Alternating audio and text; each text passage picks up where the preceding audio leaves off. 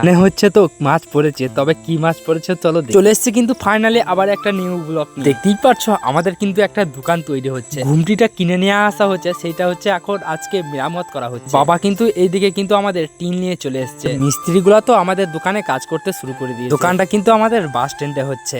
পরে বাস স্ট্যান্ডে আমি গরম গরম দুখানা চপ নিয়ে বাড়ি চলে আসি। 10:30 বাজে আর প্রচন্ড তো খিদেও পেয়ে গেছে। আমি তো ভাবছি তাড়াতাড়ি করে বাড়ি যেতে হবে, আর আমার প্রচন্ড খিদে পেয়েছে। পরে জামাইবাবু বলছে পুকুরে জাল টেনে মাছ ধরবো চলো, আর দেখতেই পারছো জামাইবাবু আর ভাই কিন্তু জাল নিয়ে চলে এসছে পুকুরে। তারপরে আমিও কিন্তু জাল টানতে নেমে পড়ি মধ্যেখানে।